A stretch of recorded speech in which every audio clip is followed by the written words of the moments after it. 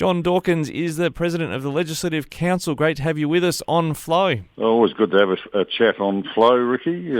Been an admirer and a supporter of Flow for, as I've reminded Wayne, going back to the days when I think it was called Fresh Stream. Yes, yep. We've gone through a few incarnations and locations from Newryupa to Kapunda to where we are at Roseworthy. You've paid us a visit here as well, I believe. Yeah, 12 months ago. Yeah, just brand new it was then. Yeah. Yeah, and we like to share positive messages here on Flow, and something that is a positive, even though it's a very heavy topic, is, I guess, where we've come to over maybe your time in Parliament, for instance, in terms of talking about suicide prevention and initiatives to help maybe reduce the incidence of suicide in the community. Oh, absolutely. I mean, it's probably close to about 18 years ago that I think I first started raising these matters in the Parliament and in my party room and across the community generally. And, I mean, there was a lot of resistance to it in those days, but and there's still some resistance, but it's the way in which community generally, the mainstream community groups, have changed their attitudes and picked up and run with mental health and suicide prevention initiatives is really refreshing. I think we've been able to get great change within government here in South Australia in the last 3.5 years, and I'm very pleased about that. And we've got a bill through last Wednesday, which is the first legislation of its kind in Australia to cement a lot of the structures that we've got in place here into legislation, so that for any new government, any change of government at any time can't meddle with those things without putting them through both houses. Yeah, and one of those initiatives I understand is requiring every level of government to, I guess, factor in how it handles suicide prevention in the community. Yes, I mean we've had these things in place pretty well since I suppose October 2018 when we first established the issues group on suicide prevention, which is senior officers from every government department and agency, and so that work really has been put into place. But this, having it in law, of course, just cements that.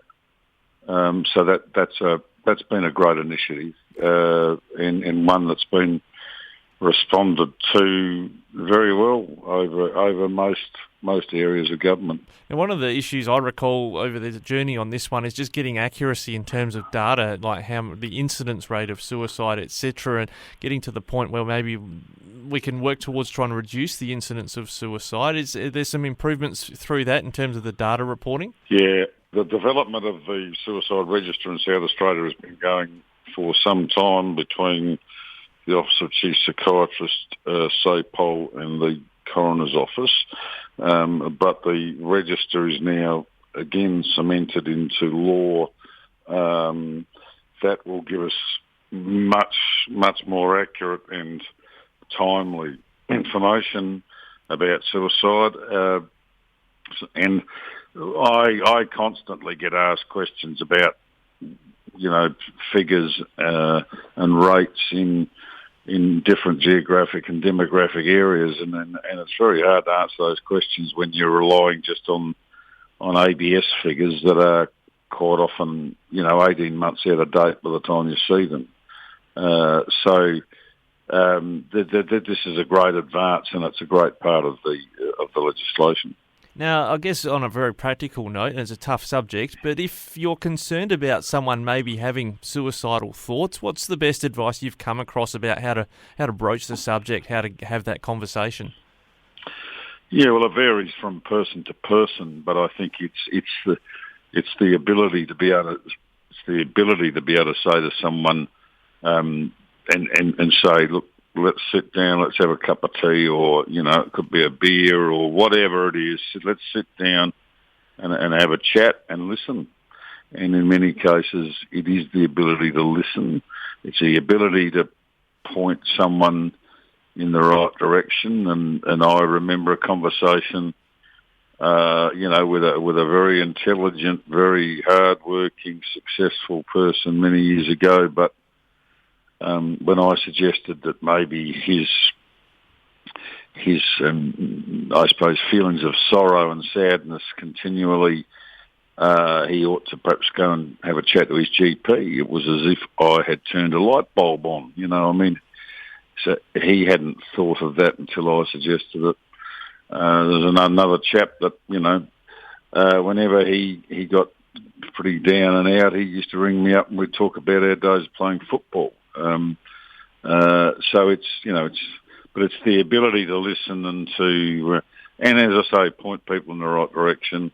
There are lots of services and lots of other, the number of community networks we've got across South Australia is really extraordinary, and we're working on getting more of them, and associated groups, particularly those that have been bereaved by suicide, who are in the statistics, who are at great risk of suicide themselves in many cases.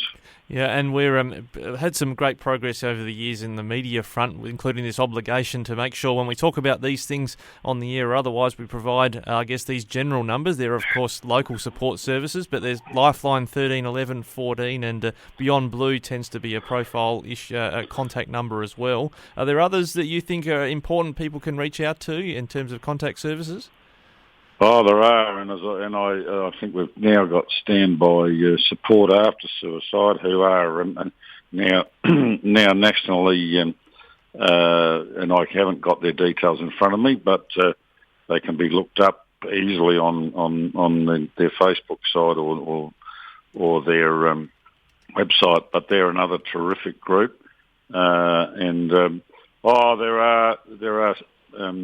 there are a whole range of organisations that are out there now, and as I say, there's those local organisations, those local community groups too, that provide that local knowledge and that ability to find people to find those supports. Yep, I've just whizzed over and had a look on the web. Standby support after suicide, 1300 727 247. 1300 727 247. Good on you, Ricky. You were always technologically advanced compared to me. I'll leave that one right there. We might move right along. No. You're the president of the Legislative Council. You had to sort of, push against the Liberal Party in terms of the choice in relation to that. How has things played out now as you're sort of finishing up, you're not seeking re-election? Oh, well, yes, it was, in many senses, it was a difficult decision to go against the decision of my Legislative Council party room. However, I felt that this was the third occasion in which I had been overlooked for a position that I and others felt that I was best qualified for. So I took a punt. I was blessed with some fortune when my name was pulled out of the hat. But I have worked. Just on that, with the pulling of the name out of the hat, is that because the vote was tied and that's how it had to be resolved? Yeah, it was tied twice. Yes. A very unique way of resolving it in the end. It's not a toss of a coin; it's a names in a hat. Yeah, that's right. And and great fortune that I got that name taken out. But from that day, I worked pretty hard to, I think, increase and lift the standard in our chamber, which I think had dropped away a bit by increments over the years, and so we've been able to sort of, send it back in an opposite direction here again by increments, by just restoring some of the standards of behaviour. And the other thing I'm very proud of is that we've been able to lift the number of questions every day, reduce perhaps the predominance of supplementary questions, but make sure that just about everybody in the chamber that wants a question has got an opportunity to ask a question every day, and so we've been averaging about more than 15 primary questions every day for pretty well just about all of my time in the chair, which is, I think you'd admit, is much in advance of what it used to be. Oh, I remember one day when I was working in state politics, there was one question that was answered with a whole heap of supplementaries. We didn't get much further. So that's an improvement on holding government accountable. Of course, 2 houses of parliament. You're the president of the Legislative Council. Are you still a member of the Liberal Party, or what ended up happening on that front? Well, I was removed from the Liberal Joint Party room within 24 hours of becoming the president, but then the suggested expulsion of my membership of the Liberal Party broadly had to go through a process which took a couple of months, which allowed me to present to the state executive of the Liberal Party, and in the end, they suspended my membership, I think largely because they didn't have the numbers they needed a 2/3 majority to expel me, and it was quite clear that wasn't there. And so that I am suspended from the Liberal Party until the end of my presidency.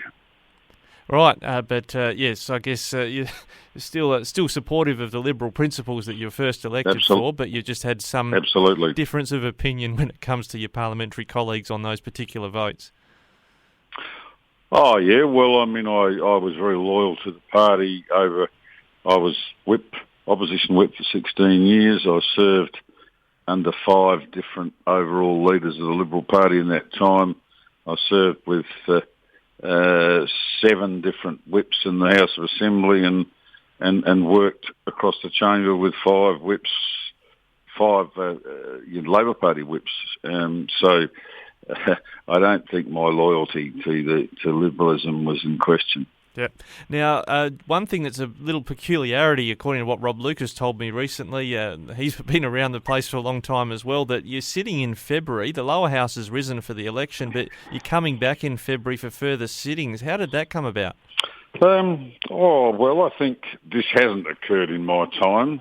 I think there's been questions in the community sometimes, particularly when this year, when actually without the optional sitting week, the government were going to close the place down in the middle of November, and then there wouldn't be sittings until at least May.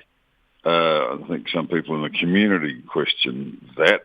So there's always been some hints of coming back in the new year.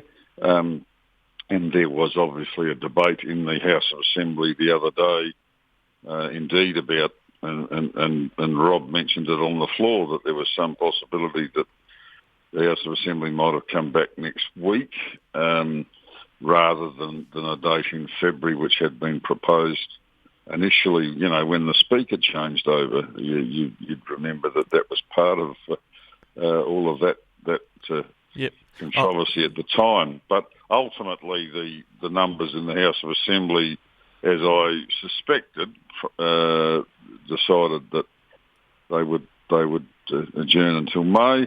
The numbers in the Legislative Council were very strongly in favour of coming back to put the government, in a limited sense, I suppose, but put the government under some scrutiny in February, and that's so. We have 3 days in February. Yep, and so you don't get to you don't wear a wig these days, but you don't get to hang up the wig or the hammer yet because you've got to come back. But then you'll be finished up as president. Oh well, I'll finish as president officially on election day, but and there are still things to be done administratively in that role, but. Well, I have worn the wig 3 times. I wore the wig the day I was elected. I've worn it on a couple of occasions when I've sworn in a couple of new members, but no, I don't tend to wear the wig. I do wear the gown, though, and so the gown will be hung up by me on the 10th of February. Yep. Well, I guess we'll see what happens in question time around then, whether there's one last surprise coming from the Parliament. John Dawkins, President of Legislative Council, great to chat with you. Important conversation there about suicide. Thanks very much for your advocacy and your time. Great, Ricky. All the best. Thank you.